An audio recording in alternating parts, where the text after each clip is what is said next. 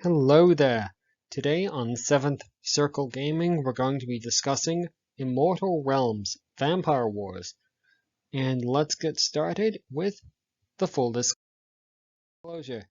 Pause the video and read through this, and let's move on to Immersion. The game is earning a 6 out of 15 for Immersion. It attempts to immerse players into the game world first and foremost with presentation. The game world is presented in an isometric perspective. The art style is kind of cartoonish, although the buildings in the world are in a pseudo-medieval Saxon type architecture. I suppose one could even call it Tudor if they wanted to. The game is also going to attempt to pull players into the game world with challenge. Each map or mission in the game world is this is going to apply mostly to the campaign and the sandbox mode, not so much to the skirmish mode. We'll talk about that a bit later. But on the first two, the campaign and the sandbox mode, each map or mission is a tactical challenge that's combined with a strategic quest. Collecting game objects and kingdom management are going to represent the primary challenge in the game. Especially in the campaign mode, the game is going to attempt to immerse players into its game world with story. There's an introductory cutscene for each mission, and there are audio clips to celebrate accomplishments, etc. throughout each mission. Now then, I do want to show off just two screens from early in the campaign mission to show off what the user interface looks like. At the bottom of the screen, we're seeing one of the unique selling points of this game, the card system. There is a kind of random generation aspect to this, but for now, just notice what the game world looks like and look at the user interface. And now then, let's move on. We do have another screenshot to show off, and this is one of the from one of the battles in early in the first campaign. And what we're seeing is something very similar to other games of this tactical combat genre. There's a map with various objects that we can use that the player can use to their advantage or to the detriment of the AI player. And that's all there is to say about that. So, what about difficulty?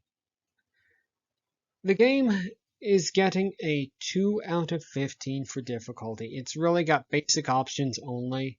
The descriptions are succinct, or one could also, if they were being unkind, call them short. The user interface can seem cluttered or unclear. It didn't necessarily look like that from the first screen that we showed you, but over the course of gameplay, it does get did seem to get more cluttered than it appeared there. So, since we don't have the difficulty selection to show you, let's move on to lasting appeal. What's going to keep players coming back to the game? What's going to keep them invested in the game world?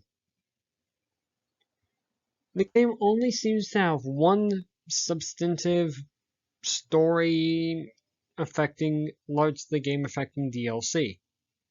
It does seem to be good for short play sessions rather than multi-hours play sessions. There are a couple of ways to play, as we alluded to earlier. There's the campaigns, sandbox, and skirmish. So the game has earned a 3 out of 15 for lasting appeal. Now then,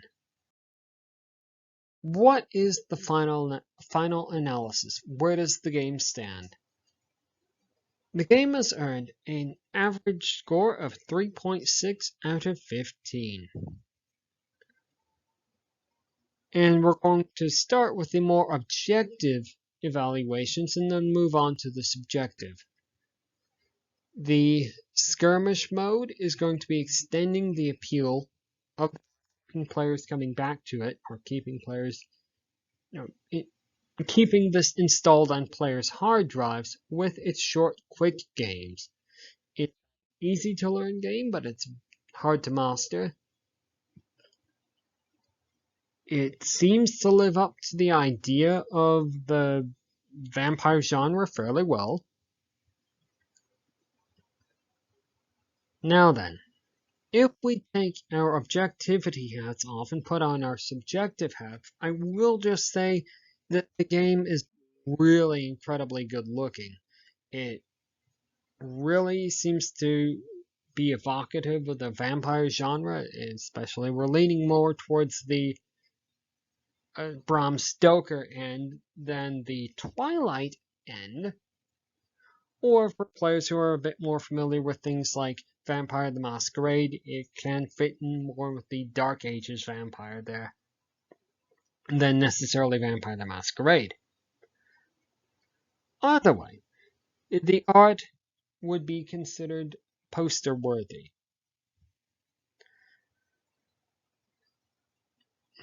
Unfortunately, art style alone is not enough to sell the game. So 3.6 out of 15 is what the game has earned overall.